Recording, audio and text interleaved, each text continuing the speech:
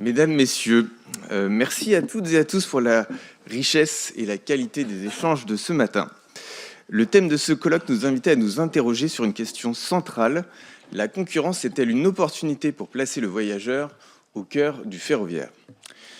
Les discussions que nous avons eues apportent une réponse nuancée, mais claire. Oui, la concurrence peut être une opportunité réelle pour les voyageurs, à condition qu'elle soit pensée et organisée autour de leurs besoins concrets. La première table ronde a permis de rappeler que l'ouverture du marché a déjà produit des effets positifs, une offre plus diversifiée, des innovations de services, une dynamique nouvelle portée par les opérateurs historiques comme par les nouveaux entrants. Elle a également mis en lumière les attentes fortes des voyageurs en matière de lisibilité, simplicité et les prix. Je rappelle à l'introduction faite par François Deletraz. Mais ces bénéfices ne sont pas automatiques. Ils peuvent être fragilités si l'expérience voyageur reste fragmentée ou complexe. Notamment dans un contexte de régionalisation, de multiplication des opérateurs et de développement des liaisons internationales transfrontalières. C'est précisément ce qu'a mis en évidence la seconde table ronde autour de la billettique et l'Europe du rail. Les échanges ont montré avec force que la distribution des billets n'est pas du tout un sujet secondaire ou purement technique. Au contraire, c'est un levier stratégique de la réussite de cette mise en concurrence et un élément central de l'expérience voyageur. Pour le voyageur, la concurrence n'existe réellement que s'il peut accéder facilement à l'ensemble des offres disponibles, les comparer, les combiner et acheter son billet sans rupture de parcours, y compris au moment de franchir les frontières entre les États membres de l'Union européenne. Le rail doit se penser à l'échelle du continent et ne pas se limiter à 27 approches nationales distinctes. Dans un marché ouvert et européen, cela suppose des solutions de billettique interopérables, ouvertes et capables d'accompagner la diversité des usages. Les distributeurs en ligne indépendants, que je représente ici pour ADN Mobilité, jouent un rôle essentiel dans cet écosystème. Ils contribuent à la visibilité des offres, ils facilitent l'entrée des nouveaux opérateurs, ils encouragent l'innovation et ils participent directement au report modal vers le rail. Elles sont également un atout pour l'attractivité touristique et économique de la France, grand pays du tourisme, dans une Europe du rail en construction, et je rajouterai avec également beaucoup de dynamique sur ce mode de transport. Les échanges de ce matin ont également souligné le rôle central de l'autorité de régulation des transports dans l'équilibre de cet écosystème. À mesure que le marché s'ouvre, la question n'est pas seulement celle de la concurrence entre opérateurs, mais aussi celle des relations entre opérateurs et distributeurs. L'ART a un rôle clé à jouer pour garantir les conditions d'accès équitables aux offres, aux relations contractuelles raisonnables, transparentes et proportionnées, comme l'a évoqué Jordan Cartier. Il faut aussi garantir un cadre économique qui permette aux différents acteurs d'exercer leur activité de manière viable. Donc on en est encore au tout début sur ce sujet de distribution. Ce rôle de régulation pour l'ART est essentiel pour que la distribution indépendante puisse clairement jouer son rôle au service des voyageurs et pour que la concurrence produise durablement ses effets positifs. L'enjeu est simple, permettre à la concurrence de s'inscrire dans la durée en s'appuyant sur un cadre clair, équilibré et adapté aux ambitions françaises et européennes du rail. Pour conclure, je retiens de ce colloque une conviction largement partagée par tous les acteurs. Placer le voyageur au centre du ferroviaire passe par une concurrence réelle, par une billettique performante et ouverte, et par une régulation à la hauteur des enjeux. ADN Mobilité restera pleinement mobilisé pour y contribuer de manière constructive aux côtés de l'ensemble des acteurs concernés. Je vous remercie.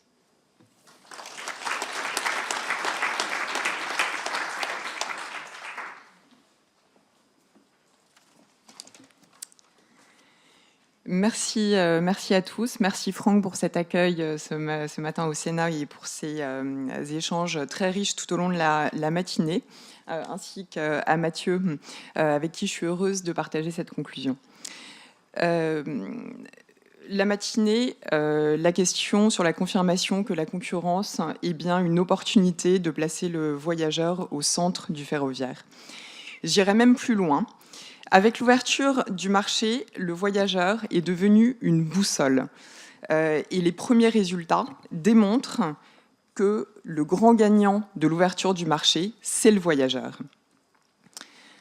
L'ouverture du marché, c'est maintenant une réalité sur l'ensemble des marchés. Les premiers résultats sont mesurables. Ils permettent de confirmer que la concurrence tient ses promesses, que les bénéfices sont bien au rendez-vous.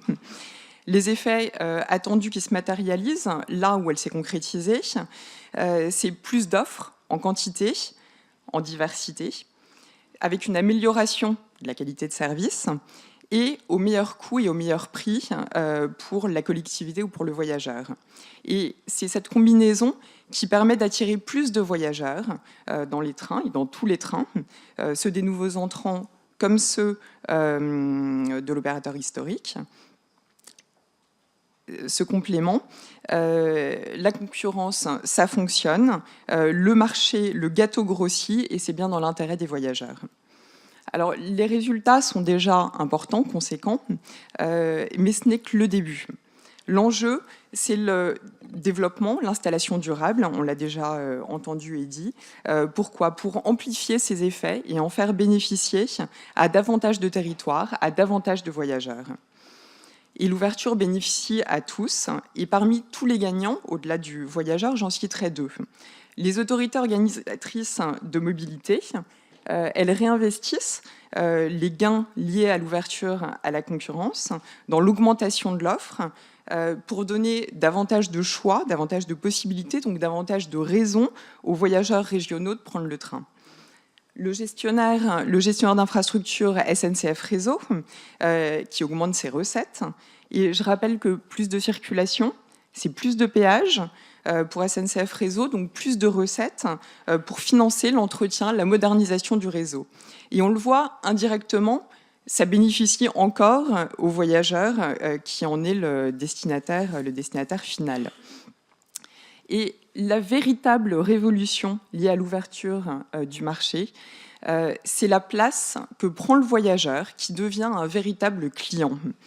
Désormais, l'autorité organisatrice de mobilité ou le voyageur ont le choix. Et ça change tout, notamment dans la façon de construire l'offre. Donc, avec l'ouverture à la concurrence, non seulement le voyageur bénéficie d'une offre accrue en quantité, en diversité, et pour la diversité, je pense notamment aux nouvelles dessertes. Avec l'arrivée de Trenitalia et de Renfe sur le marché, ce sont déjà 17 nouvelles liaisons, nouvelles relations qui sont offertes aux voyageurs. Des nouvelles liaisons qui n'étaient pas assurées auparavant, ni par SNCF Voyageurs, ni par des services régionaux. Et ça, c'est autant de possibilités pour les voyageurs de choisir le train. Donc, c'est une offre accrue, au meilleur rapport qualité-prix, mais surtout, le voyageur bénéficie d'une offre qui a été pensée, qui a été conçue pour lui, qui est mieux adaptée. Et ça, c'est la grande nouveauté. Et c'est une très bonne nouvelle, puisque le voyageur, il a toujours le choix d'un autre mode de transport moins vertueux. Alors, dans la première table ronde, Marco Capocciuti, Christophe Fanichek, Claude Steinmetz ont déjà bien illustré ce qu'ils mettent en place pour attirer des voyageurs, pour les satisfaire, pour réinventer, innover un service de grande qualité. Et ça, c'est des excellentes illustrations des résultats de la saine émulation, de la saine stimulation provoquée par l'arrivée de nouveaux acteurs sur une ligne. On l'a compris, la stimulation, elle vient du voyageur. Ça se traduit par une augmentation de la fréquentation, et c'est ça qui est important aussi. Les opérateurs, ils ne se contentent pas de faire rouler des trains. Leur objectif, c'est bien de transporter des voyageurs. La concurrence, on le voit, ça fonctionne. Les voyageurs en redemandent. Très bonne nouvelle. Et une autre bonne nouvelle, c'est que de nouveaux opérateurs se préparent à arriver pour venir compléter l'offre, offrir davantage de services, davantage de solutions aux voyageurs. Nous avons entendu dans la deuxième table ronde Rachel Picard avec Velvet, mais je pense aussi à European Sleeper,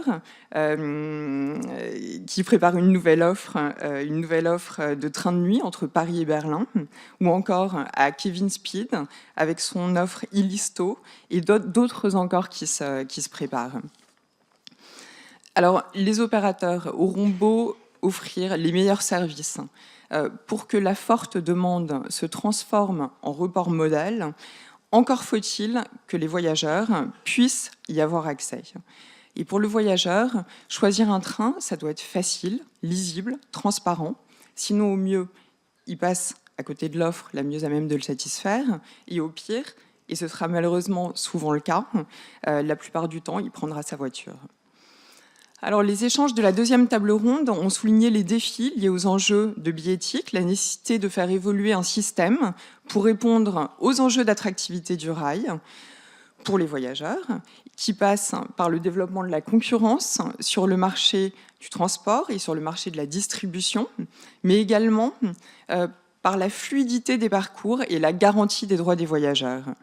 Et la réglementation ne doit pas conférer ou maintenir un avantage concurrentiel pour l'opérateur historique.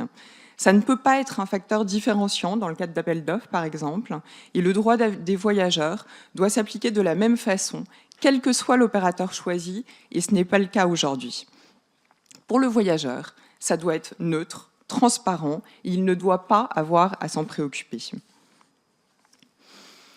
On est dans une transformation. En réalité, cette transformation, c'est un défi pour tous, y compris pour le voyageur, qui a des habitudes très ancrées.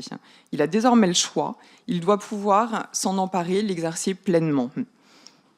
Alors cette transformation doit se traduire par une archipélisation plutôt que par une fragmentation. Et la notion d'archipélisation renvoie à une pluralité des îles reliées qui partagent des références communes pour conserver des relations entre elles. La fragmentation, elle a une connotation plus négative et renvoie à une perte de cohésion. Tous les opérateurs qui font aujourd'hui partie d'un même système ferroviaire, et c'est bien une archipélisation qui est en cours. Et il s'agit donc de passer d'un monopole à un système pluriel, en garantissant un terrain de jeu concurrentiel équitable pour les nouveaux entrants. Et à ces conditions, le monde de demain sera plus efficace, plus attractif. C'est l'objet même de l'ouverture. Et si certains sujets ne sont pas nouveaux en réalité, et là je pense au sujet de combinaison de billets régionaux avec d'autres offres, ou encore au manque de transparence ou de neutralité qui sont dénoncés de longue date par la FNOT, ils sont mis en lumière avec l'ouverture à la concurrence, avec l'ouverture du marché. Et cette ouverture, c'est une opportunité pour repenser le système en veillant à corriger les lacunes et les limites du système antérieur, qui était imparfait, et surtout pour le construire en se mettant à la place des voyageurs, car c'est bien lui qui fait le choix du train in fine. Donc le voyageur, c'est le grand gagnant de l'ouverture du marché, mais c'est aussi le socle de son succès. Et en l'écoutant, nous bâtissons un ferroviaire plus attractif, plus fort et plus durable.